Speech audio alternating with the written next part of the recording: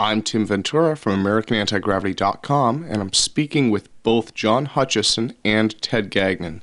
This is the first time either of these inventors has spoken with each other, and the idea is hopefully that they may be able to resolve some of the issues surrounding control over the Hutchison Effect. Well, it's great to finally get you guys together in the same place at the same time. I should definitely apologize for the phone tag over the last few weeks. Well, that's okay. Not a problem.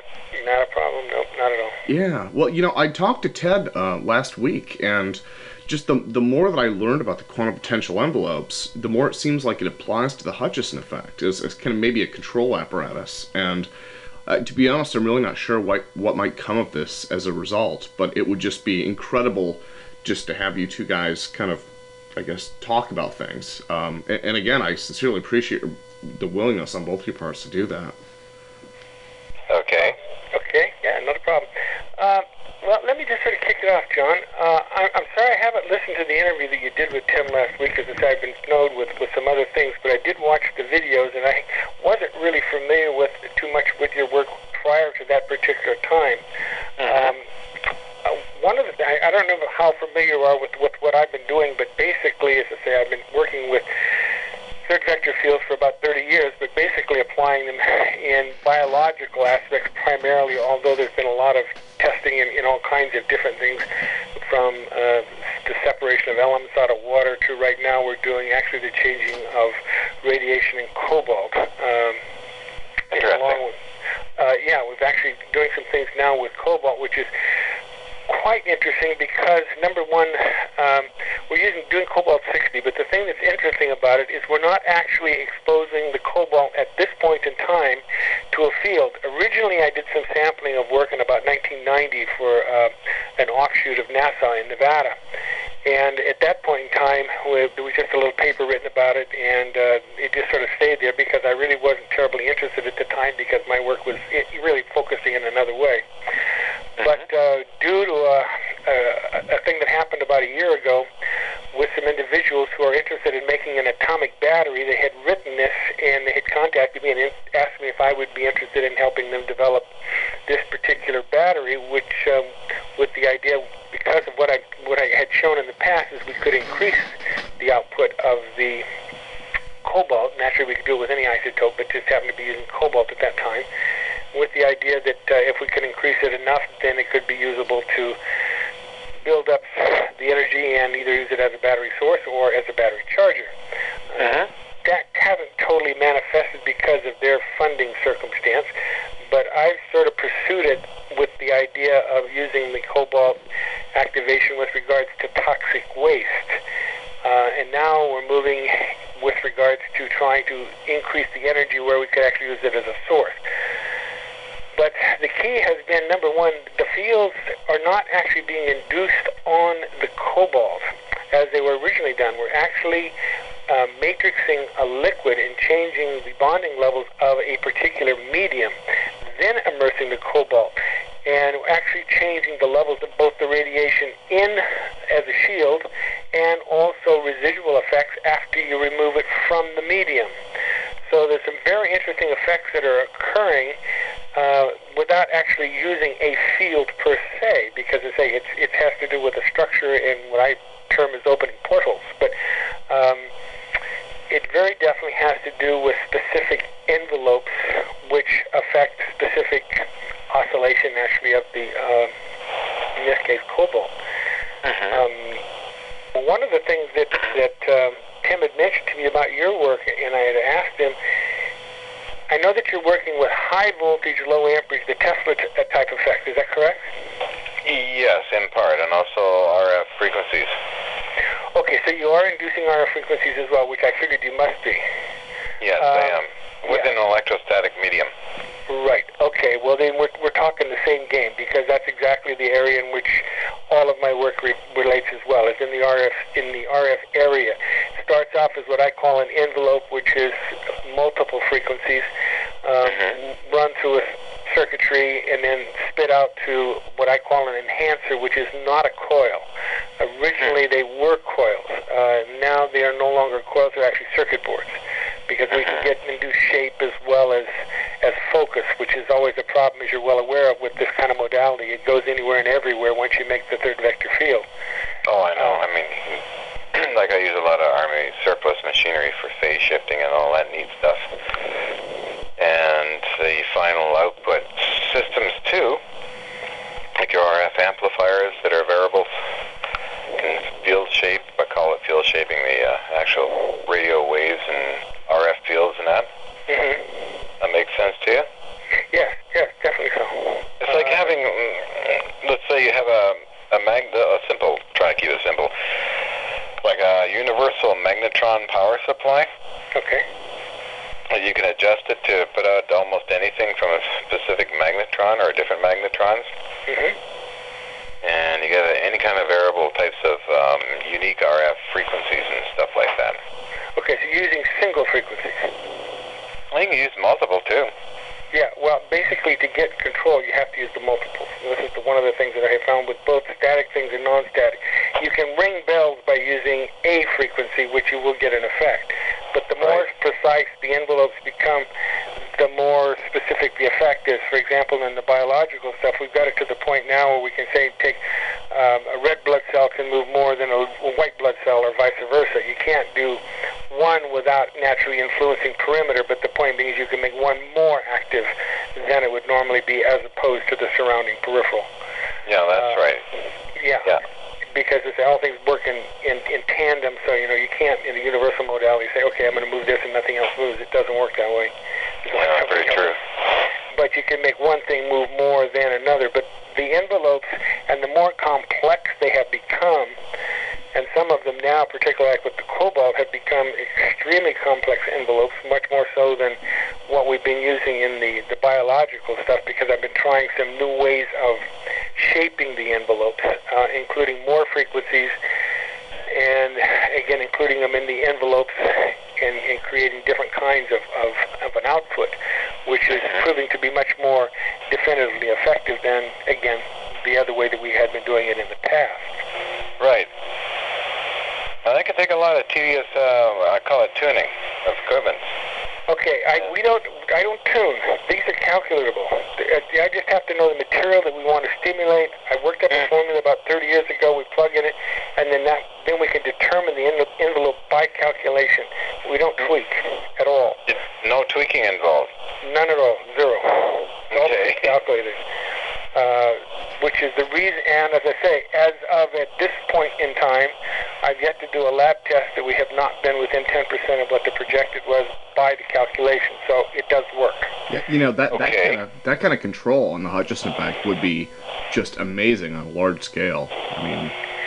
Oh yeah. Well, here again, basically, all of the testing we have been doing has been compared to biological standards and chemical standards. Fundamentally, we're always have been looking at, okay, an allopathic drug, for example, does X. Can we emulate that particular drug energetically and get the same effect? And yes, we can. There's a paper on the site one paper that I did at Stanford, which we did exactly that with interleukin-2 and aconite. Oh, and we're within 10%.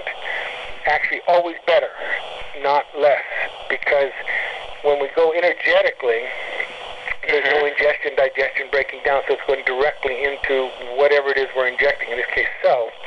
So there's no wasted energy, so naturally it's always higher than what the chemical is, which has to be broken down and worked into the system as opposed to going directly, energetically.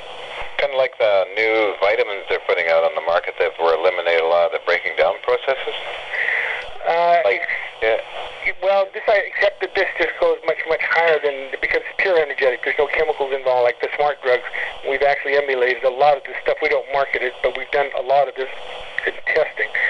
A lot of my work involves around athletes.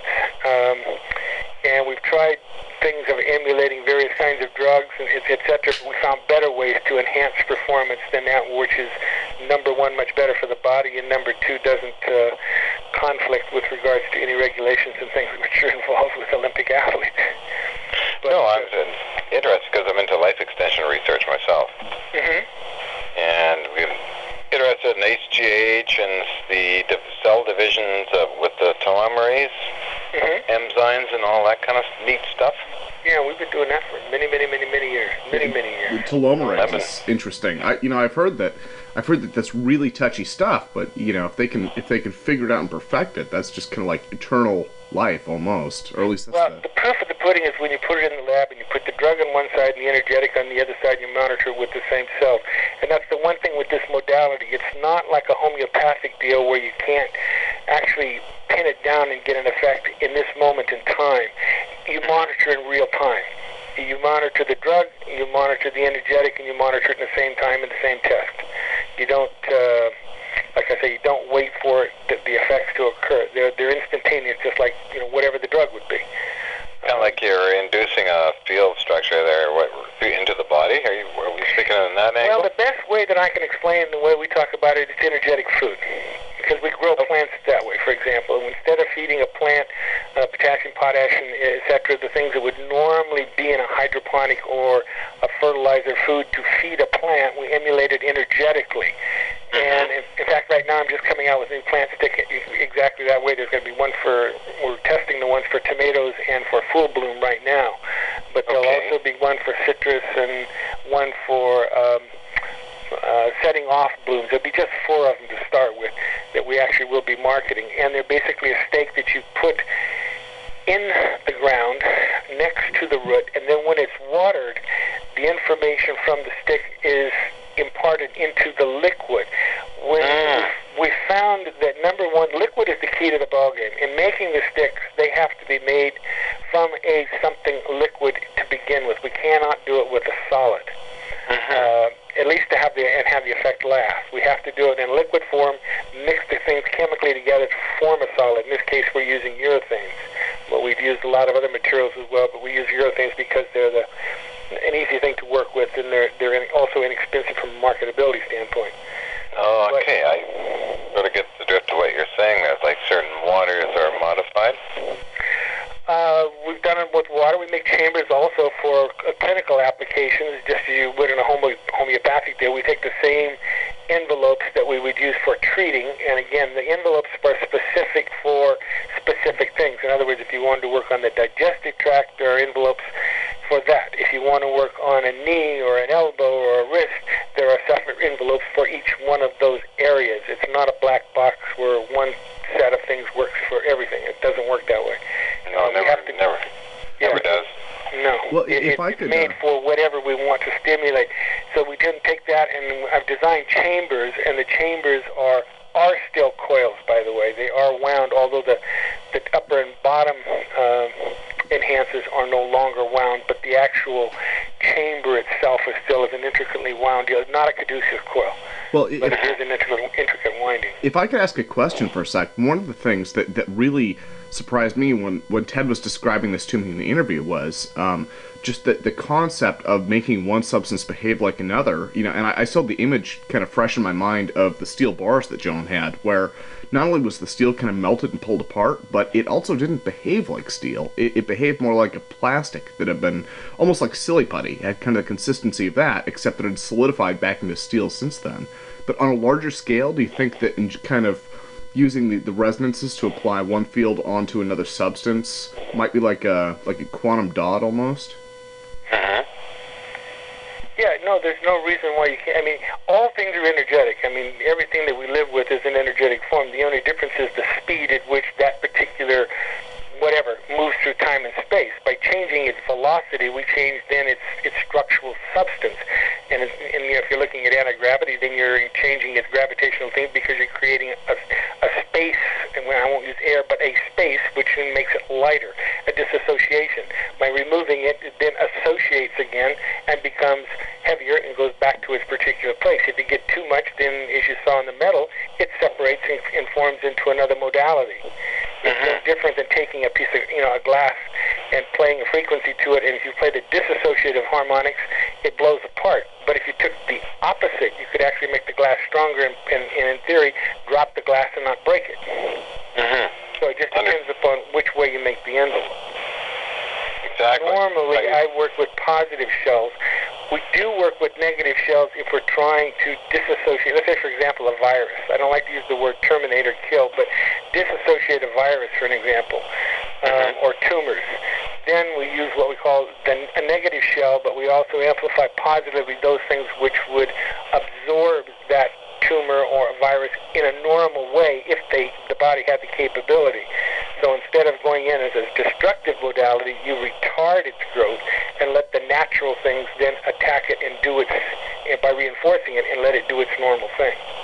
Yeah. So that's the way originally we started off with the idea of, destruction like everybody else. And it does work. But it doesn't work as well as when you activate the body and let it do its natural thing just by giving it the extra push that it needs to do the work. Exactly. I agree with you 100% on that, because I've seen, the chemotherapy route and then the other route where you allow the body to build up on the immunity and then ingest certain advanced kind of compounds that go right into the area in the cell walls and gets rid of all the toxins and poisons and cancer cells, and that it's actually quite amazing what's going on in this area of alternative medicine. Yeah, we've used the equipment quite a bit, not in this country, but in England particularly with regards to chemo. In fact, we don't really tout it or work directly with cancer anymore. It used to, but and had very good results. But there's just too many downsides legally and other things involved with great pieces of equipment. So now we don't really talk about it that way. So now it's used basically by oncologists while the individual, they use it before they go into chemo, during chemo, after chemo. And what it does, it eliminates the effects, the nasty effects of the chemo. They don't lose the hair, they don't get sick, they don't get the other nasty things that chemo normally does to a patient. So it's just more comfortable for the patient, and then they recover faster naturally. So this is how we use it now with cancer patients, not in the aspect of trying to correct the problem, but just trying to help them get through using normal methodology of, whatever the normal oncologist would utilize. Exactly. I've seen a lot of older research done a long time ago by Dr. Royal Rife and the frequency generators. Right. Yeah. That was fascinating stuff. I was down in Los Angeles visiting with Stephen Ross, the World Research Foundation, and showing me he was taking care of the actual machine for a while, the Rife microscope, and then they showed me all the documentation of where But he doesn't have a microscope working. He doesn't have a microscope. No. Yeah. No, it's missing parts. No one's been able to get one to work. Even Vogel couldn't get one when he was alive. I saw the one Vogel made, but... Oh, you know Marcel? Well, I did when he was alive. Yeah, he's a bit interesting. Yeah, I knew him very well. And very interesting friend. Yeah, but like I say, I never ever saw his working. He always talked about it, but every time I was over to the lab, I never ever saw it working. I know he was trying to get it to work and finding parts for it. Yeah, he never did get it to fly. That's too bad. But Rife's work was excellent work. The only problem being it's been bastardized now, and it's not the same thing because the equipment is not. His work was basically done with tubes, and also with the most effective things with a plasma tube. And you don't get the same thing with plates, and you can't do the same thing with printed circuitry. You have to induce other things because you don't get the inner oscillation of how the frequencies are made to create the third vector fields in the same way. That's interesting. Particularly with the plasma tube, the whole idea of the plasma tube is to take and get all of the gases working, and they are what creating the third effect of the third vector fields. And when you don't do that and just use plates, and then all you're working with is electromagnetic fields, which is a whole different ballgame. You will get effects, but they're not nearly as significant as if you used his original work, which he did some great things. He did some good things. He did some really good things.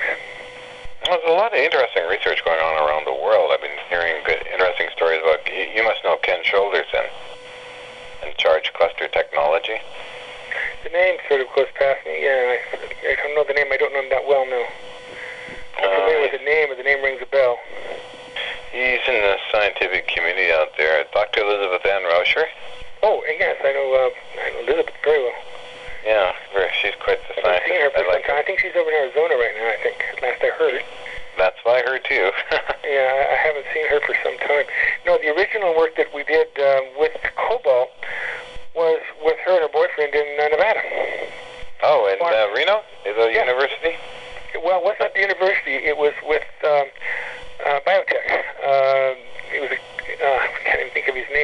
hand, but it was Van Weiss?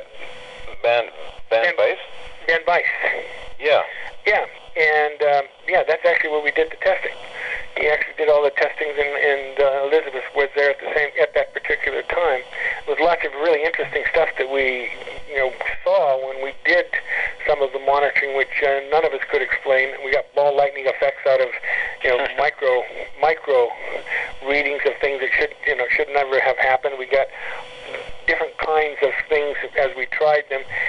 None of them are really explicable under normal physical law, but some of it was interesting, and some of it is usable. But we went up to basically to test and to take readings off the enhancers at that point in time. We were trying to see, number one, what the actual field was coming out of them with the windings we had, which were 10 to the minus fifth, 10 to the minus sixth. And, do you remember what time period that was about? In the 90s, 92, 91, something like that. It's been 10, 12 years ago, 13 years ago. It's been a while. Yeah. Well, I met her down at when she was working at the University of Nevada there in Reno. That's when she was teaching there. Yeah. And then she showed me the sub-basin where they had all these exotic heavy-duty machines. Mm-hmm. Some of the exotic ion generators and RF generation equipment in the sub-basement. I got to know her back in the early 80s. She was interested in my research, and I finally got to meet her in person in 94, and then later in 1997 in L.A. Ah. We had a great time. Yeah, as I say, I haven't seen her for a long, long time, but she and I have lectured at similar conferences along the way, and then, I say, Van Weiss, when she was living in Reno, because that's not very far from me, I used to have a lot of clients in the Reno Spark area, a lot of doctors who use the equipment, and a lot of patients as well that use the equipment. And so, like I say, I used to see her every once in a while, but like I say, I haven't seen her now for years. Not for a long time. Last I heard, too, also she's in Arizona. Yeah, and I understand. Trying to reestablish contact, maybe through Ken Shoulders again, but I was curious. She turned down a job offer from Honeywell for $5 million to build a force field, was told. Really? A couple of years ago, anyway. Interesting. She didn't want to get re-involved in the Star Wars program stuff again. Mm-hmm. Yeah. We were all involved in that stuff, and we just want to get out of it. Interesting. Yeah, as I say, I know she was teaching, and like I say, I haven't heard a thing, but because again, my focus for the past, well, even at that point in time, I just come back, but most of the past 20 years, I've lived mostly outside of the United States, and just before I came back 12 years ago, I lived in Mexico for 10 years. Before that, I was in Europe and lived in Europe and other places because it just was too difficult to do some of the things that I wanted to do with this particular work in the United States because of the litigation and the laws that are here. Oh, yeah. And when it comes to people, it becomes a whole different ballgame. When you work with things, it's not a problem, but when you work with people and biological things, it becomes a whole different circumstance. Oh, I know. When you mentioned that, you were in Europe, you're saying? Yeah, were you in a lot of time. Austria, Germany? For a period of time, mostly England, Italy, spent time in Germany a little bit. Never did a lot in Germany. Like I said, I've been there, but I haven't really never done too well. I've known a few people over there and know some people here that have done some work and have some of my equipment over there, but never done too much in Germany. There's a lot of advanced... Sorry. Yeah, no, go ahead. No, there's a lot of advanced stuff going on with Dr. Peter Kokoschnik. I thought maybe that name would pop up in your ears there a little bit. He had a huge villa. I lived over there for 2 years in 89 and 91, and he was doing all kinds of exotic research. I actually posted it on the Rumor Mill forum. What he did, it was actually quite amazing. But more or less that he found what they call zero-point energy, and he discovered it at that time. And I always remember him showing me that, and there's all these exotic systems and RF generation and test equipment. It was quite an adventure for me. Well, do you know what kind of power levels he was able to get with it? Pretty good power levels. See, what happened there was that he was building this special room to actually capture all this energy. And I remember the two round balls. I do have some of his publications. Oh, okay. Okay. And he was well known in Europe. Like he had this villa in Hendorf and Wallersee, which is close to the district of Salzburg. That's where I stayed. And then he had a place in Vienna. Mm-hmm. And I remember reading some of his intriguing history of all the stuff he did. But he passed away in '93. And all his work was taken to, actually my ex's family's home, the Gazda residence in Vienna. Oh. Like over there, when you own a house, it's like you don't sell it like every too often. Stay there forever. Yeah, so all of that work was piled up in the basement. It was quite incredible. Yeah. But he was trying to capture zero-point energy. That's a good trick. He found it and showed me what he called the ether oscillations.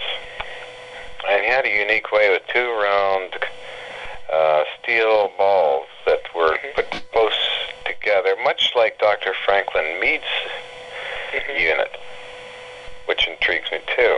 Seems to be similarities in all this stuff. And he had a room that was you could have it fully grounded or it could be partially grounded.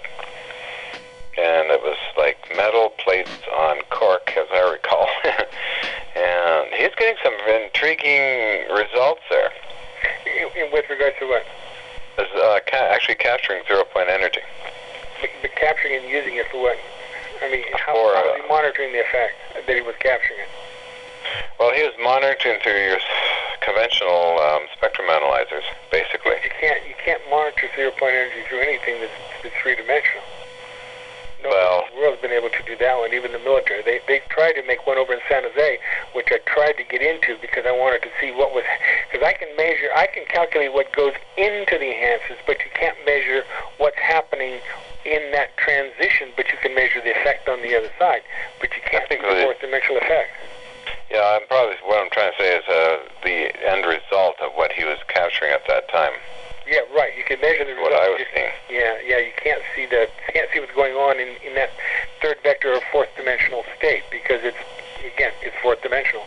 Supposedly, HP supposedly had a room over in San Jose where they were actually supposedly Bearden made a device also that monitored, but I've never seen it. I know the scientific community is a lot divided on the whole issue too. I mean, Ken Shoulders himself says, I just put my hat on, I don't want to talk about it kind of thing, where Dr. Rusher may want to talk about it. No, that's exactly right. No, the it's kind of intriguing, totally split down the middle.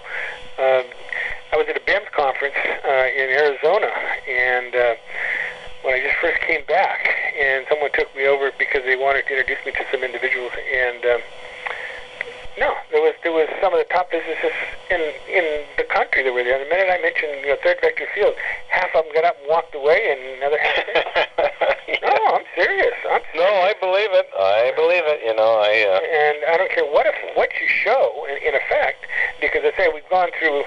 Like I said, I've played with this stuff in 20 different countries, in some of the best labs, and some of the best universities in the world, and some of the best people in the world. And so the effect is there, and we've got literally thousands, tens of thousands of people that have been using the equipment for the past 25 years that have all kinds of effects. But it's still, like I say, it's if they can't see it, and if you can't justify it in a piece of paper from whence it came and how it's getting there, they don't even want to hear the story. Which is the nice thing about Europe, though. They're interested in effect. They don't care what's happening in between. If it's doing what it's supposed to do, then that's how it's judged. In the United States, that's not the way it works.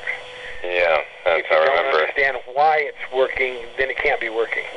Even if they see that it is working.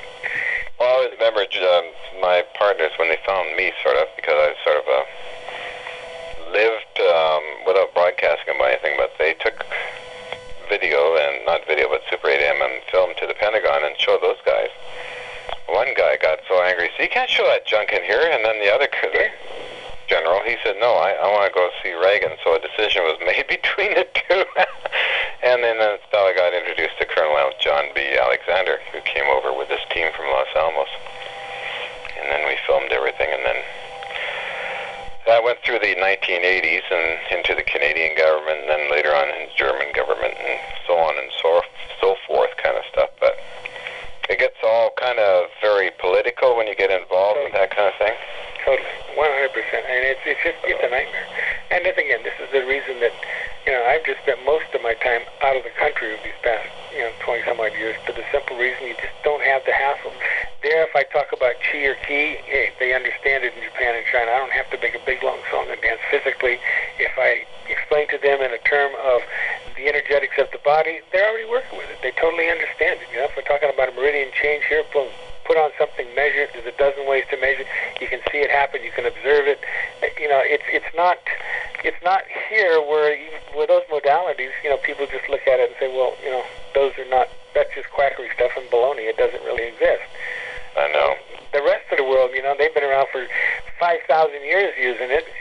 Something's got to be something along the line that works. I agree. I was in Japan myself on lecture tours, and they just really. Oh, they were. They kind of understand. Yeah. Yeah. I was with Brian O'Leary on one trip. Maybe you know him. Yes, I've heard the name. I just crossed paths. I don't know him real well now, but I crossed. He just tossed in a towel. He was an astronaut. He got fed up with all the governmental bureaucracy, and he started publishing books. And we were in Japan together, talking about alternative energy and giving demonstrations and all that stuff. And they loved it. Oh yeah, definitely. There's none of this stuff you were saying. That we're. But I find the best thing to do with the energy is just, if I have a power source, is to smash the thing all to pieces and show the people that there's no batteries in it. That's what I did in Japan and a few other places. But, Let me ask you a question, as I say, because again, I'm still a little bit in the fog as to how you're creating the effect. You're using and creating. Again, high voltage, low amperage. You're using things. You're feeding frequencies, and you're using carriers. You're using carriers, I would assume, carrying the RF frequencies into it. Is that what you're doing, basically? Yeah, basically, yeah. Okay, and the frequencies that you basically are just pumping in a single frequency, or are you using multi-generators at a time? No, using multi-generators, RF generators, and also I use even dummy loads because I need a certain amount of wattage, but I need to dump off the energy somewhere, especially the RF. Okay, so then how are you, and then you're projecting this towards the object? It's what they call RF operators. That will be not like your conventional. Like these little antennas that you have on the item that's picking up the information. Kind of like that. It's round balls or chunks of metal that are magnetized, or chunks of specially machined pieces, from aluminium or copper. And these things are projected out, and always this is interesting, in threes. Like there would be 3 Tesla coils, 3 RF generators of different sorts, or the same, or different frequencies, of course. Using single frequencies on each RF generator, or using multiple frequencies on each RF generator? In other words, are you using 3, 6, 9, 10 frequencies at a time, or using just 3 frequencies with 3 generators at a time? Okay, just got a message here. Somebody's coming here. So I'm going to walk slowly upstairs to the main telephone. But multiple frequencies and harmonics. Harmonics are getting out of the square waves, or you're producing the harmonics. No, the harmonics are all measured. We get all kind of harmonics down the chain here. I have to sort of get moving here. Walking upstairs where I can get to the phone. Oh, okay. Do you have to drop off for a few minutes, John? No, I'm just going upstairs. Oh, okay. I'm at Corinne's, and the lab's upstairs, so I got a dedicated phone. Oh, awesome. This is a wireless thing, and it's running out of RF power, so to speak. Oh, yeah. Somebody's coming here to do some work on something, so there'll be a lot of noise. So I am... Okay, so the harmonics, you're creating the harmonics through the interaction of the frequencies, or you're just letting the residual harmonic being made by the waveform itself? No, I'm just letting it be made by itself. Okay, so you're using a square wave to create the interharmonic, which is basically exactly the same thing that I'm doing as well. Didn't use the sine waves we haven't used for many, many years. We that was fine as long as you're using an AC circuitry kind of thing in certain things, but it doesn't do the job because of you don't get any of the reaction of the oscillation. Oh, so I start low. I mean, I start at 450 cycles. Yeah, and I work up to the 21. I basically start about 9 hertz, and then I up to roughly about 20 hertz is about as high as it goes, but normally it's seldom over about 12 kHz, more or less. Well, I do a DC pulse, which sends out a damped oscillated wave. And that can be regulated from 5 to 1 cycle per second. It's kind of interesting. Okay, well, we're doing a very similar kind of thing then. This, again, the same thing. It's pulsing we're using a pulsing modality, but we're using pulsing modalities up to 9, well, I shouldn't say that anymore, because we're using some cases now we're going up in 10 and 15 frequencies to make a particular envelope that are being played at the same time. And again, all of these fundamentally are square waves, so you're picking up tremendous amounts of harmonics because of this interplay of frequencies. Kind of like a soup almost. Yeah, except it's a very specific soup. It's how it's made. That's right. True. Yeah, it is. Yeah, but now the high end I go up to, it's about 21 centimeters. That's the high end. Yeah, I don't go anywhere near that. And I found when I started introducing X-band, like 200 or 2 gigs up, yeah, started getting some more interesting effects. Yeah, see, these are not at all pleasant for the human body, so I don't get into those areas at all. Anything much over 20K for the human body doesn't become a friendly thing when you're trying to treat the body. You start getting other things, unless you're trying. Again, there's things and reasons to use higher frequencies for specific things, but for general boosting of healing in biological things, I found that the lower RF is much, much more effective than the higher frequencies. Oh, well, Ted, one of the things I should ask is, if you had you mentioned you had calculations, do you think you might have a calculation that John could use as far as you mentioned specific substances, so for something like iron, I mean, like I say, for example, let's say that you had aluminum, okay, there's a frequencies that can be made up for aluminum, which will affect aluminum. If it's a steel, if that's the substance that you're trying to move,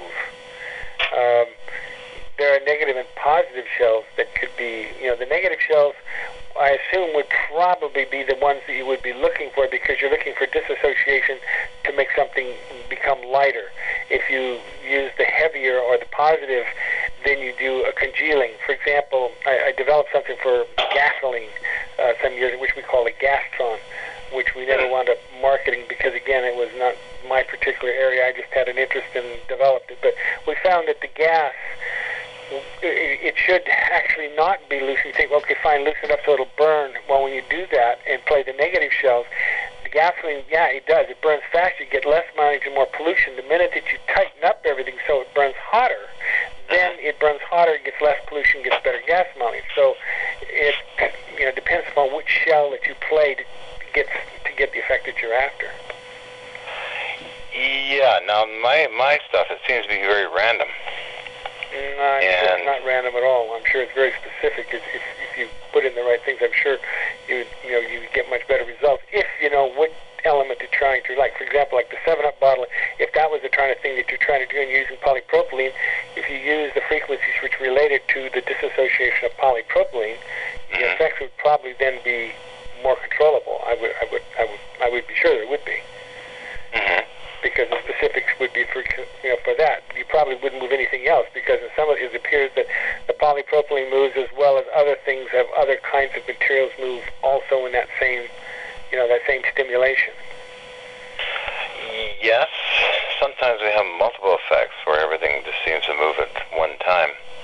Right, yeah. So, but that's during the McDonnell-Douglas test, the whole test area slowly moved or floated up the aisle, which is, you can actually see it on video, which Jack Houck of McDonnell-Douglas Aerospace Corporation videotaped in controlled experiments. Very, very intriguing, though. All the stuff would just simply float up the middle aisle of the test or the target area. Scientific teams are.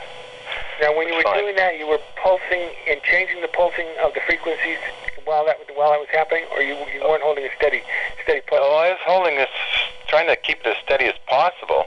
Of a single frequency or a group of frequencies? Oh, groups of frequencies, because this stuff starts to shift on you. So you had to adjust a bit. I'm dealing in vacuum tube and spark gap technology. Okay. And when you start having heat, right, even in a spark gap, the slightest, and then the environmental air itself, humidity, interferes with your electrostatics. Yes.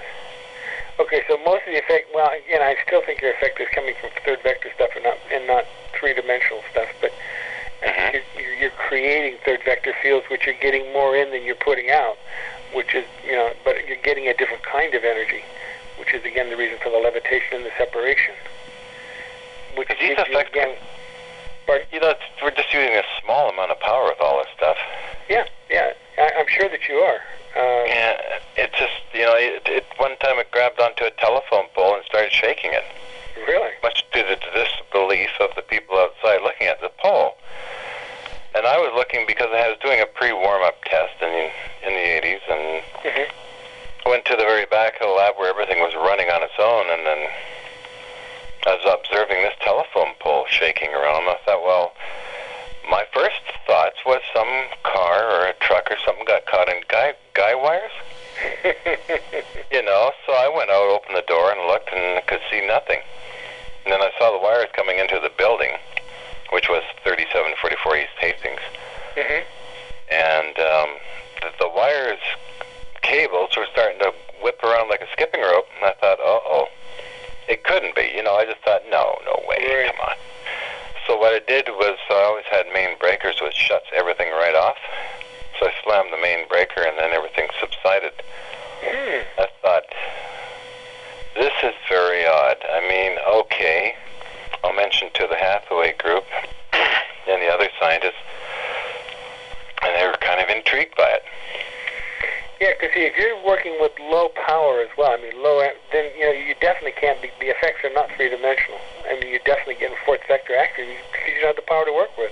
It's the same thing we're getting with the cobalt. There's no way that we should be getting a change in a radioactive isotope when there actually isn't even a field involved, and the field that is actually causing the restructuring is less than a half a watt in 10 to the minus 6, 10 to the minus 7 gauss.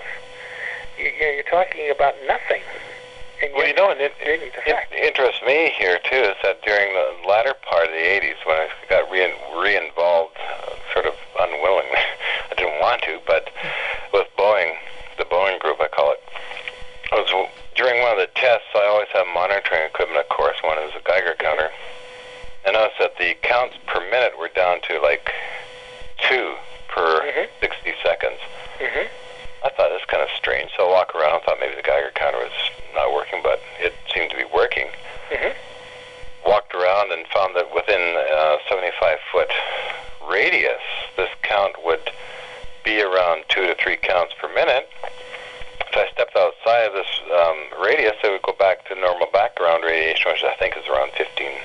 Yeah, around 13 to 15 is usually average, yeah. Yeah, beats and that. So I went back in and I did a test as far as I could climb on top of the building. And it was the same. I couldn't go any higher. But anyway, I shut off all the machinery, and then the background radiation returned. Back up. I thought, gee, that's kind of an interesting test. Wonder what, I just thought it was intriguing, and I made a note of it. But then again, with that particular group, the German folks were and Austrian folks were highly interested, and they wanted me to get out of there because one of the people, a civilian, was getting into actually trying to get rid of me, firing me out of my own company and take it to Boeing Aerospace. Very problematic situation. It caused a lot of problems and lawyers and court cases and stuff. Yeah, always when you're doing something new that somebody doesn't understand, instead of trying to understand it, their first is to make an offense and try to destroy it. Well, this guy wanted it for himself, and is that right? Well, that's another ballgame. Well, I just said I don't want to go back into the military-industrial complex with this stuff.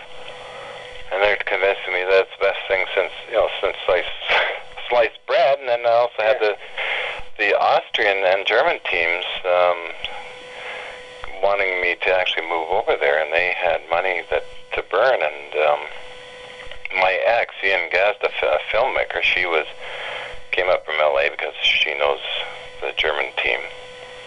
Put me in a safety hotel, believe it or not. Sharon Landmark, it's called, and then hired all these lawyers, Kowalski and Company, and started the deal with All Cargo Express, Rolf Kipling, and started to suggest that we get the lab out of here and get it shipped over to Germany. Yeah. But everything, all heck broke loose in all different directions, the government of Canada and all this stuff. So we escaped in the middle of the night into the U.S. and then took a flight over to Germany from Seattle, SeaTac Airport, to Germany, where I disembarked in Munich, and the team met me, and then they had the war with the fax machines, I guess you'd call it, with the lawyers who are trying to handle it all. That can be nasty. Oh, it was pretty rough. I mean, there's quite a story behind that one, but it went on for quite a while until they just walked over a court order, Supreme Court of Canada here, to have the documents saying that the lab... Canada, is that right? No, I was in Germany. No, but there was a court order by the Supreme Court of British Columbia, I should say. It said the lab should be held always intact. Nothing can be removed or taken from it. But, the power of the government, they just walked over that and took it all anyway. Took it all, sure. Yeah, they did. They don't hesitate at all. All that's logged by Electra Briggs in Texas, who monitored the whole thing through telephone conversations. So, good fuel for a movie, I think. Yeah. Where are you now, John, with regards to the work, from the standpoint of control? And what actually where are you now with what you're doing with it? Well, I've slowly been building stuff up when I have a chance to. I've gleaned a lot of information back in the 80s, and pieces of equipment came my way, and I tried some experiments. For the first time in actually 2000, I got some results which interested Fox Television and also George Hathaway in Toronto. So I gave a demo for Fox TV and had a toy plastic UFO float around in here. But the results on that was pretty horrific because the police came because the neighbors were complaining of other effects happening in other buildings. Right. So there was a big kerfuffle over that, and they made excuses about an antique gun collection. So I said, okay, kind of thing. Backed off on that a bit, and then it was 2003 with Griffin Film Productions. I decided to try it again. But this time, unfortunately, I had to literally tie the UFO, plastic UFO, with plastic with metal in it, to a small chain and string so that the effects would at least move the thing around. Because of all the other equipment I've been getting, I'm kind of a Navy buff, and I like Navy stuff and other machines too. I have other interests besides gravitational stuff. I have interest in life extension also, in Navy historical stuff and machinery, always designing stuff and that. So I did the demo for Griffin Films, which aired on Discovery, is airing now actually, on Discovery Canada. Will make its rounds into the U.S. and around the world, but after we did that, we got some minor effects, of course, but most of the effects that were reported came again outside of the building, from within two square blocks of New Westminster. And I thought for a while they're going to burn me at the stake kind of thing. I think people were pretty upset. Some were kind of had a sense of humor, saying, well, our doors are opening and closing by themselves. There's stuff falling apart in our apartments. And of course, I thought, well, who would ever believe this? I'll have to phone Peter Von Puthammer and tell him to interview these people. And they would, of course, talk with Peter about this, what they experienced. And, oh, good heavens, it just, I thought, well, if I keep this up, I'm going to get in serious trouble from the fire department or the police again, because they don't understand what it is. It's like the Canadian government. They saw all this stuff happening, and yet, because Hathaway is trying to get all the video footage, it's just, oh, so what if something levitates in the air kind of attitude.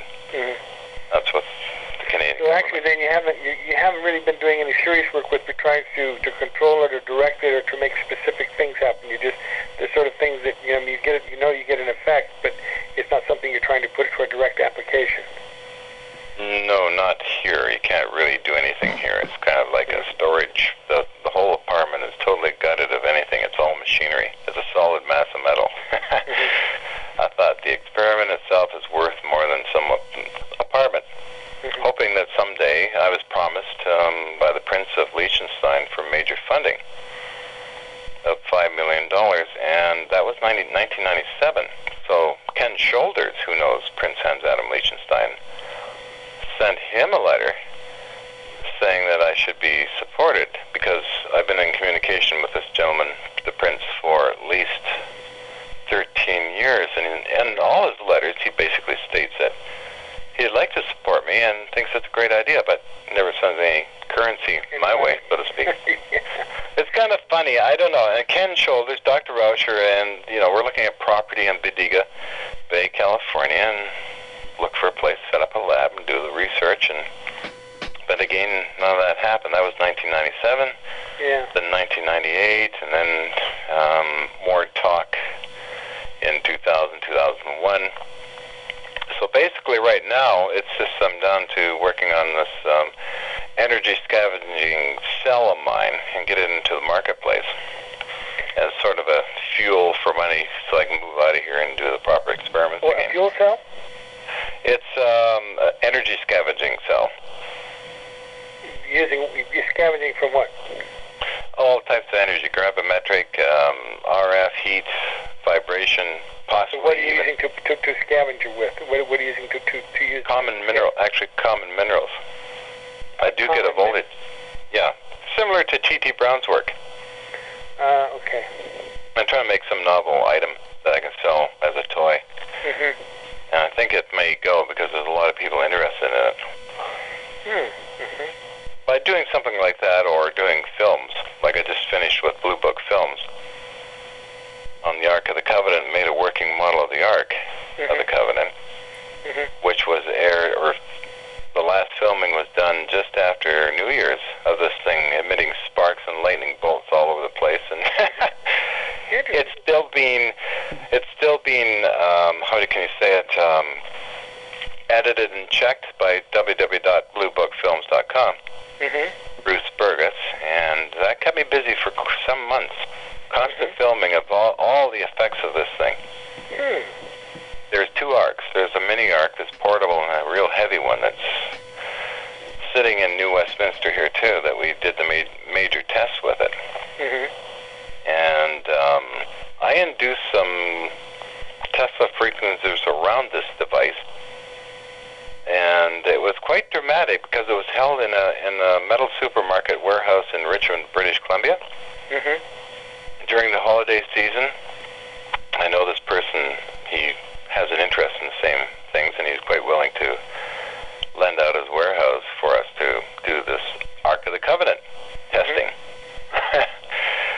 So with Corinne, my lady, and I, she's Cleo, and I'm Moses, supposedly, and Bruce Burgess, the producer's Tut. We had all these funny names. All, just fun. And so the idea of the whole show was to say that the Ark of the Covenant really did put out power. So I built it. They contacted me last summer. I built the unit, and we got a team together, and then we did our testing, and sure enough, it does produce energy. Much to our surprise, it produced a lot of energy. Well, what is the pattern for the Ark? Because there's really no plans for the Ark. There's no real plans for it. I've read different versions of how to build it, and it's got very confusing. All I got down to was the best research I could find was through Ben Franklin's research and his electrostatic experiments with his ringing bells, which bothered his wife. That kind of thing. So I felt that the best way is to do it in that fashion where it's like a large capacitor. But to add some more excitement to it, I added a Tesla coil maybe about 3 feet away. This built up tremendous charges in the Ark. And also on top of the two cherubim, which were actually just styrofoam painted with gold paint. And the gold paint acted as a conductor. and superheated everything up where the stuff started to spark all over the place and turn white and turn into these balls of flames and stuff. And Rudy, the film guy, he was just running around in great excitement because they asked me, they phoned me and said, well, John, this is a big day for the experiment at the metal supermarket. I said, yes, Bruce, what do you want? I said, I'll deliver. What do you want? And he said, in his British accent, a lot of action, I said, okay, you got it. And then I asked Renee Barnett, Blue Book Films in LA, Renee, what is it? A great test. A great test. And I said, you got it. So on that day, when these cherubims, quite big, started turning white along the cracks within the plastic. And Nigel was standing there horrified, like this is the recreation of Indiana Jones. These things then sparked like flames and stuff all over the place, black smoke because they caught on fire, and then Rudy kept walking around with the camera, filming all the time solid. Well, Nigel was ready to run out the door, and I said to Rudy, do you want me to turn it off? No. And so I just said, okay, I think I got the idea. So I turned the Variax all the way up and then let her rip, and then these things exploded into balls of flame. The real by that time, climax. Oh, it was pretty dramatic. The place was starting to fill up with black smoke, and it looked like the Ark of the Covenant, the top of the casing, the lid, was catching on fire. And then Rudy grabbed a fire extinguisher, gave it to Corinne, and he said, put it out, but Corinne didn't know how to. But Rudy kept filming, so Corinne, he said, pull the pin on the thing and start blasting away because, we're going to have a big fire here. So she pulled the pin, and when she fired at the cherubim, they rolled off the thing like balls, like fireballs shooting off. And basically we did it for what they wanted. That was a big rap party that night. Yeah. That was quite an exhaustive day, I must say. but no one that is really trying to apply the effects that you're getting with this towards any particular project at this point. All I know is the U.S. Army Intelligence Security Command people, Black Operations, are using the tech, as far as I know. I would think so. No, that's the info I get. There's some talk of my friend in New York meeting up with, which I think could be very dangerous. He went to school with the Rockefeller family, Stephen Rockefeller. Mm-hmm.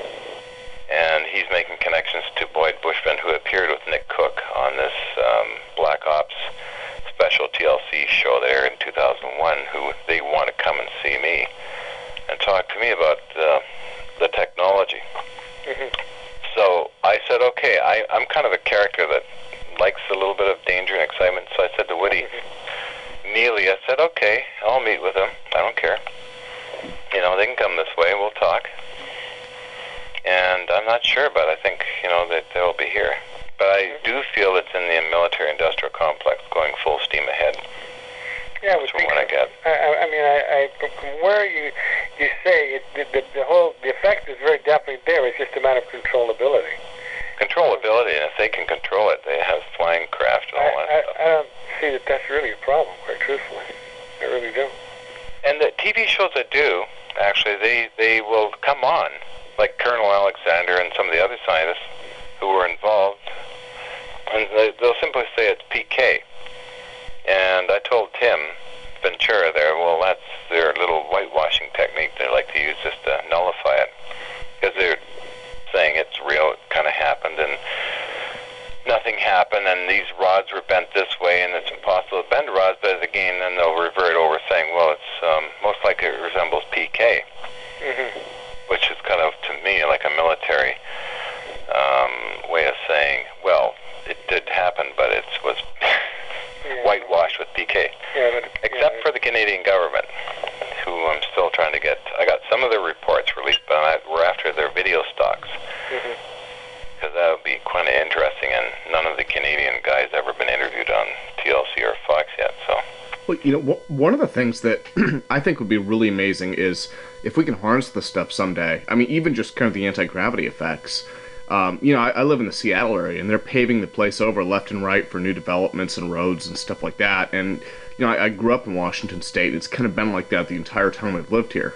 They've been doing a lot of development, so things that were once nice, pristine land now have lots of pavements and yellow stripes down the middle. And so one of the things I've been hoping with anti-gravity is that if we could eventually move to a point where, God forbid, Ford or GM could put out something that would compete with a car that used it, maybe we could get rid of the roads and the asphalt and move to more of just kind of a little bit more communal type base. None of us will live to that particular state of time, but it's a good thought. Unfortunately, it is somewhat of a dream, but the idea is just to move away from roads, because there are so many limitations there. Well, but you also have to understand, because you're trying to, just as you do, I mean, I've been a pilot for many years, the minute you start giving people which are really untrained and get them off the ground and off of a roadway, you're creating chaos beyond chaos. Yeah, he's got a point there. That's for sure. Oh, yeah. And this is something, like I say, when you start to give somebody, they're just coming up with some new small private aircraft right now, which were, other than ultralights, that people could utilize, a whole new generation of stuff that could be utilized for people going back and forth to work, etc. Oh, God, heaven forbid that should ever happen. I mean, heaven forbid, believe me. Yeah, I have to agree with you on that. It's like, oh my God, there is somebody coming through my front window. I mean, look how people drive on freeways. Imagine what they would be like if there's no lines in the sky. I wouldn't want to take a chance on that, But, I think what Tim is trying to say is some type of environmental use for all the technology, too. I think that perhaps it has merits in controlling some of the problems with our environment. Well, that and like a few of the things that realistically, the anti-gravity would really let us get away from. I mean, if we were able to actually move up into space with it to move that point, asteroid mining would completely displace strip mining, within probably a decade or two, because despite the increased technology, the payoff is so much higher, and there's so many fewer environmental regulations. It's space, and so realistically, there probably might be a few environmental regulations, but they could pollute pretty much to their heart's content, and then just, drop the stuff down with parachutes. I mean, that was one of the popular ideas I'd seen to pay for the X Prize type stuff. Mm-hmm. I think there's, in any kind of research that's advanced in a way, there's a lot of, discoveries that are made, like with the radiation and other things that are observed, because, you could take a look at, gee, it does that, so we could utilize that, which would be beneficial for something or medical, and or the eventual elimination of propulsion rockets, chemical rockets. Mm-hmm. Yeah, and this is not that far away. I mean, there's other things happening on that particular level with regards to new reactors which don't use fusion or which could be, a whole new ballgame from that standpoint of not using, but they're still using radioactive isotopes, but in a different manner. Mm-hmm.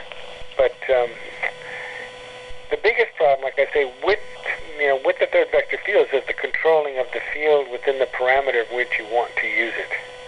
Because sad as it is, there is a saturation level, even on the biological level, that we have found. Then you do get saturated. I've been using the modality on my own body for 30 years, and I mean, now I can walk into a room in another part of the building and I know where it's on, because your body becomes attuned.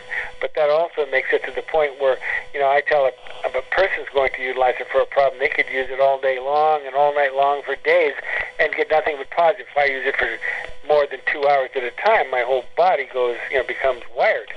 Because you become more energy efficient, for lack of a better way of expressing it, and so you need less. So therefore, you have to work ways to contain it, which I definitely have tried to do, but it's impossible to contain it totally, which is one of the reasons why I've developed this modality of matrixing substances. It's very localized. You don't have the field spreading out everywhere. The thing that we do now with the balance shifters, which is matrixing a material, we basically use them for pain and stress, but we use them for all kinds of other things, digestion, circulation, female problems, etc., etc. But the point being is you don't have a piece of equipment that, number one, has a potential of breaking down, number two, affects the whole area when you turn the enhancer on, even though it's directed. What comes out the back is far more than what goes out the front. So therefore you have a better control on the environment, but are controlling and directing it more into what you're looking for at the individual.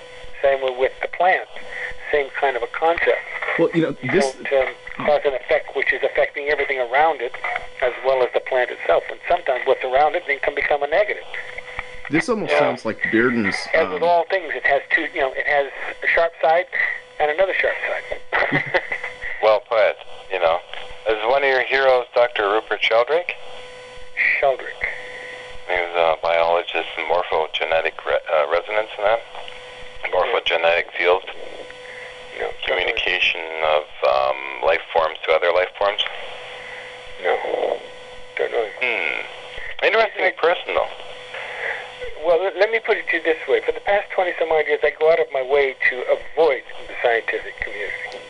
I spent 20 years in doing nothing but just the research and whatever, and I don't have a very high regard for the scientific community as a whole. So, well, I can sort of relate to that in regards to academic scientists, but a lot of these scientists I know are kind of like yourself. We're all kind of way out there, and... Well, you see, but my particular focus for the past 18 years is the actual marketing of a product using the technology. And that's where my time is spent. I don't spend it in the lab anymore. I mean, there's things that I have interest in, like the cobalt, and there's other things that we do, but, in a traditional kind of a lab circumstance, it doesn't exist for me anymore unless someone really comes up with something that really turns me on that I think might be, fun to do or something. But my whole focus is how to keep continually perfecting the technology in ways that I can directly apply to make a person's life better, and also to make a living, because you have to pay the bills. I know. That's what I'm doing, trying to do with the crystals, because I like to get that out there so that I can do research in perhaps in the gravity stuff, or back into what I call into historical engineering and stuff that will someday be forgotten about. Like vacuum tube technology, and I don't know, that's one of my pet interests. Is I like to read old popular science magazines on technology they were just discovering, and someday maybe that will be useful. Very possibly. Yeah, well... Some of it has just sort of died away. I mean, it was one, for example, we talk about popular science, popular mechanics. Actually, I ran across something which really surprised me. In 1954, RCA actually developed an atomic battery. And, yeah, except nobody knows where it is, what it is. I've tried to get a hold of people at RCA, which is now owned by Thomson. I can't find any trace of the work. I'm now trying to trace it down through Rayovac or one of these other ones. There's another doctor who Dr. Lau at Cornell here just about 2 years ago developed an atomic battery, but it's the size of a grain of sand for nanotechnology, and it works on a little different modality than what my technology could help, because we can't drop it in a liquid. His is responding to making a piece of copper respond in a specific manner, which in turn creates a force, etc., etc., but it's a little different modality. But so much of this in the aspect, there's nothing that I can find that anybody's doing on atomic batteries. That's amazing. And like I say, if RCA did this thing in 1954, you know that there's a patent on it, and which I haven't tried to research the patent because I'm more interested in trying to find out where the work is today. And nobody even knows. I haven't been able to find a trace. I mean, I've been making phone calls all over the place, and I haven't found anything yet at this point in time. I know. And the thing that's unique about that particular battery that I found was the fact that they had a chip, which was a silicon modification transistor, which did a 1 to 200,000 multiplication of electrons. And this technology's got it. It's there, but I can't find it.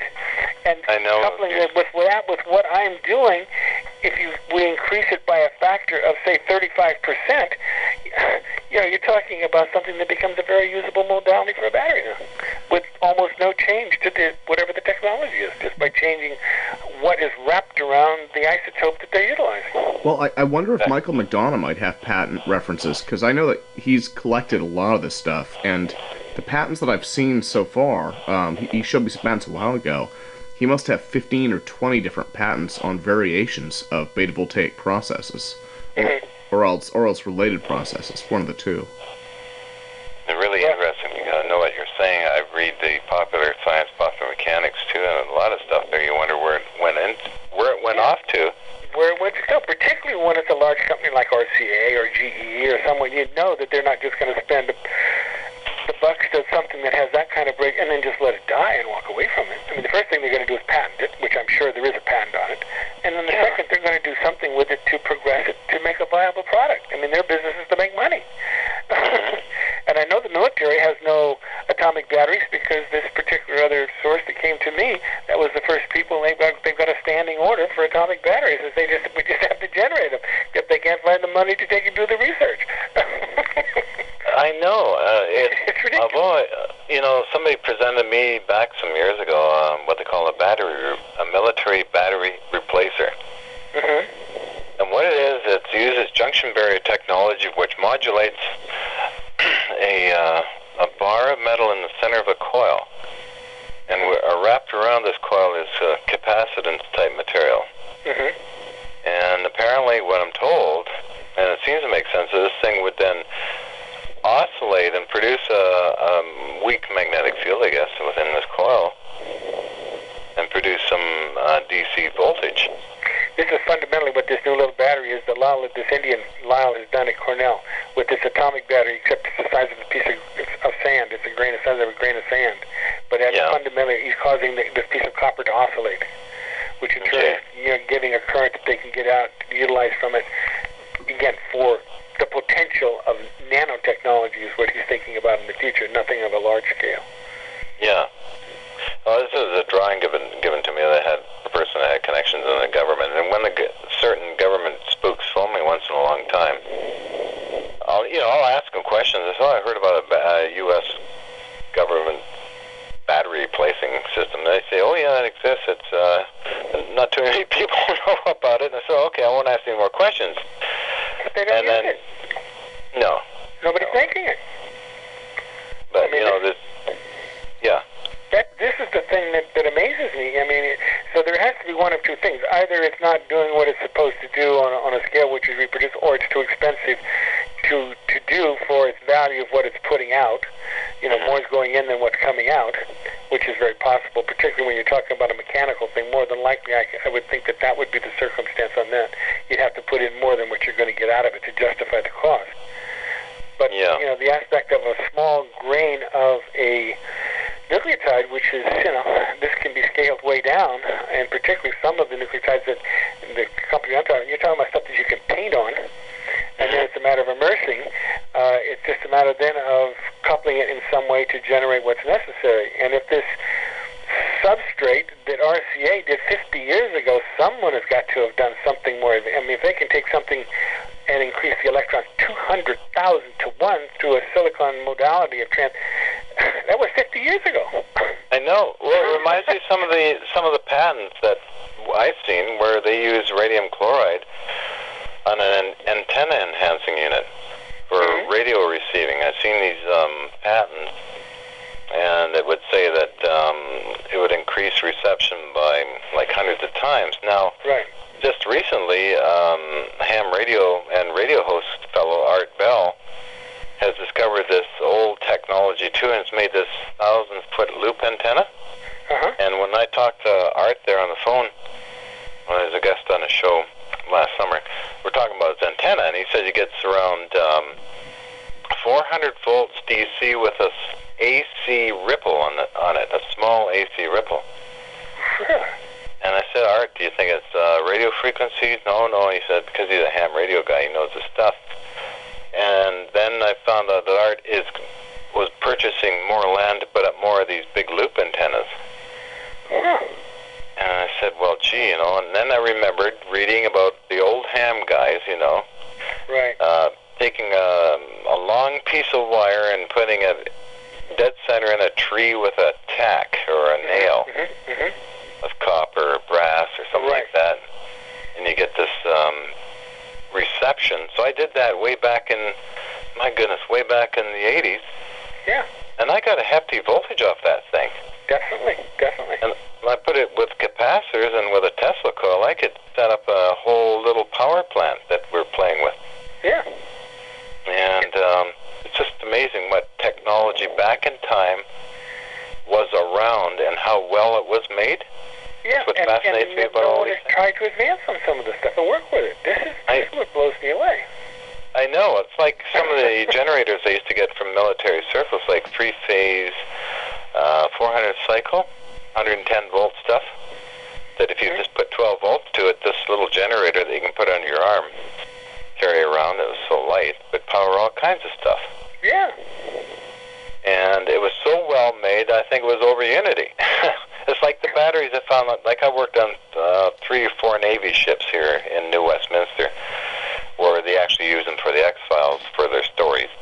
Mm-hmm. Back in 94, 95, 96, up to 98, I had a lot of fun on those ships, but I found inside what they call a void space a lantern with military batteries in it, and I thought, well, you know, the batteries must be shot, so I turned the switch on, toggle switch, and the thing lit up as bright as day, and I thought, okay, military batteries again.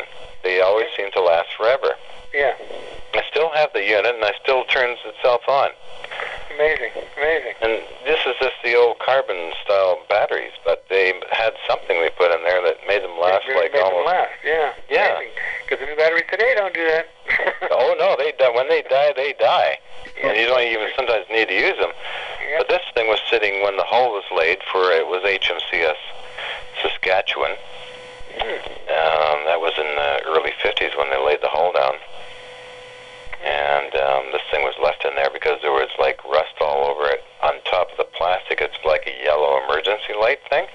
This is a portable one with 2 6-volt cells in it. I just cleaned it off and looks like new, and then I turned the toggle on and it's as bright as like headlights. So still have it just within 10 feet. Yeah. But man, it still works. That was 97 when I found it. Well, John, as I say, if you ever get back into the work seriously where you're trying to apply it on something, let me know. Maybe there's some things that I can be of some assistance on, particularly when I'm constructing the envelopes. Like I say, I'm not that familiar with the modality totally, but I am, from what you describe, it's not anything that far away from what I'm now doing, except we're applying it in different ways. But, you know, what we're after is similar kinds of things, just different substances. Okay, for sure. I'd really like to. You seem like a man after my own heart, interested in the old stuff too, kind of thing. Yeah, like as I say, it's for me. Like I say, my focus is strictly on how to apply what it is in this modality that is marketable, usable by people. I don't delve too much into just the play stuff anymore like I did in the past. I've got to have some way that I can see where we can get it out to people. But that's where I'm lacking. I just tend to like to go into a surplus store and spend all day digging through stuff. Well, this is great as long as there's a paycheck that that's sitting out there that you can afford to do that. But like I say, you have to. For me, as I say, I've always funded all of my own work. I've never taken grants and stuff, so I've been very fortunate to make the sums of money which have been necessary to do all this stuff around the world and what have you. So I haven't had to take, let's say, funds from other places. But I can only do that if I, again, apply the technology in ways which are marketable, which we have over the past, like I said, the past 19 years. We've been really quite successful with the marketing of the modality, particularly outside the United States. With the new stuff that we're going to be marketing here in the United States, I think we're going to be doing very well here because we've been marketing these shifters now in Europe and China and Japan for about 5 years. And we've had real good luck, and I think we're going to have really good success with them here as well because everybody's into patches. You know, a patch for this and a patch for that. So the modality of that particular item, even though it's energetic, people are already into the patch thing. That's at least is not a new thing to them. So I think for those who are looking for things other than drugs, I think we've been doing very well with them so far, and we haven't really hit the heavy marketing at all at this point in time, but we will between now and June, and then we shall see what happens. fascinating, and I wish you all the luck with it, too. Oh, thank you. Alrighty, Tim. Yeah. Well, I appreciate both you guys' time. This has been an amazing conversation, and I would love to put this up on the website if it's okay with both of yourselves. Oh, sure, no problem. Oh, sure. Anybody would listen to all of this? Oh, yeah. Well, I mean, it's been an amazing educational experience for me, just to kind of learn about some of the stuff that you guys have worked on and learn how it overlaps. Mm-hmm. And the health side of things has been really great too. We're actually treating our dog for a canine form of cancer, so it's always good to hear different perspectives on things, because the conventional approach has been very lacking. Always very lacking. I mean, I remember Berkeley Bedell, a U.S. congressman, visiting me some time ago. His main thing was alternative medicine and all the neat stuff, and that was quite an amazing visit. But let's say for another time, for another story. Sure, right. Sure. Okay. Well, thanks again for your Very time. good, John. Thank you very much for the time. And like I say, hopefully maybe one day we'll get to sit down across the table and have a cup of coffee and kick around a few other odds and ends. I would love that. I'd really love that. Yeah, where are you located in Canada? I'm in New Westminster, New Westminster. in British Columbia, and oddly enough, where the X-Files was filmed. New Westminster, that's what, east or west? I'm familiar with Canada, but more on the west coast, Vancouver. Right on the west coast, right by the Fraser River. Okay. You're on the west coast of Canada, up towards north of just north of Bellingham. Bellingham. Oh, I thought you were in Canada. I am, Just but across the border in Vancouver, Victoria, in that area. no, just in Vancouver. The border's only about 15 miles or less from here. I'm closer to the border. Yeah. I thought I was thinking you were somewhere towards Alberta in that area. Oh, no. I'm just... you're on the west coast in Vancouver. I lived in Seattle for 10 years, so I'm... But cool. New Westminster didn't ring a bell. It doesn't ring a bell to me at all. Vancouver, Victoria rings a bell, but... Well, it's kind of a suburb of Vancouver now, but used to be the capital, but it's just outside of Vancouver, closer to, actually, to Interstate 5. Okay, and, I know, okay. Yeah, and it's... that's where the X-Files started out here. That's when I got involved with the Navy ships and all. That's another story, too. But, Okay. Well, I would definitely love to come up and film, too. I've been screaming distance to the U.S. border, anyway. Yeah. That's how close. Oh, well, very good, because it's not, as I say, I haven't been up there in a while, but later on this year, I may very possibly be up in that area again. So you don't have to go all the way into Vancouver. You can just... No, that's only 15 miles shorter than... Yeah, Seattle, it's only 130 miles. It's only 2 hours drive one way or another. It's not a big deal. Yeah, and usually when you cross the border and then you start seeing New West popping up. Yeah. Got White Rock and then New Westminster. Okay. All right. Okay. Well, we'll see what happens within the next few months. But like I say, I would very definitely like to, would like to do some things, apply towards something directly, just to see what would happen by using some very specific overlays. Sure. What would happen? Sometimes I'm down in Washington State with Elaine Smith's Webworks TV, and she's in Yelm, Washington State at the Stout Olympia. Oh, okay. I sometimes go that way. But it'd be a lot of fun. I'd really like to meet both of you guys. Oh, well, very good. Yeah, thanks again for your time. Well, and I will shut things down with that. But Okay. Very good. Have a nice evening. Thank you, John. Good night now. Okay. You take care, guys. Bye. All righty. Tim, we'll talk to you later. Thanks again. Okay. All righty. You take care, Bye-bye Tim. now. Thanks. Okay. Bye. Bye-bye. Cheerio.